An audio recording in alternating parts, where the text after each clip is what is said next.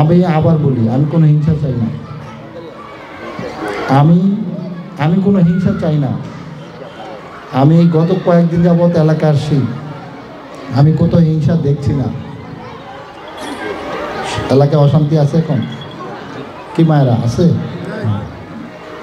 এখন যেমনি শান্তি বিরাজ করছে, ইনশাল্লাহ আমরা এমনি করেই সারা শরীর করে শুধু শান্তি শান্তি শান্তি বিরাজ করার জন্য সব ধরনের চেষ্টা করবো না?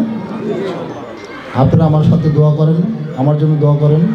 আলহামদুলিল্লাহ আমরা এই শান্তি যাতে প্রতিষ্ঠা করতে পারি, আল্লাহ যেন আমাদের সবাইকে তৌফিক দান করেন, ঠিক আছে? আর সর্বশেষে আমার জন্য আপনারা দোয়া করবেন।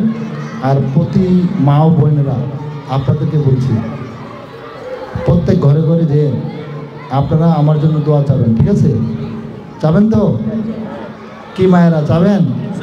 প্রত্যেক ঘরে ঘরে গিয়ে বোনেরা, আমি আপনাদের পরিবারের একজন, আপনাদের ভাই হিসাবে ভাইয়ের জন্য চাবেন না?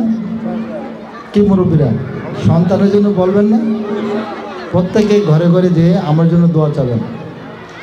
এই আশাবাদ ব্যক্ত রেখে আবার আসবো, সবসময় আসবো। এই স্কুলের সাথে আমার একটা বন্ডের সম্পর্ক তৈরি হয়ে গেছে অন্তর থেকে। আমি ছাড়দের বলছিলাম, এই দিগম্বর স্কুল অ্যান্ড কলেজকে ইনশাল্লাহ আমরা যাতে অন্তর্ভুক্ত হয়, ভালোভাবে পড়াশোনা হয়, সেটা আমরা চেষ্টা করবো। আপনার দোয়া রেখেন। আসসালামু আলাইকুম রহমতুল্লাহ।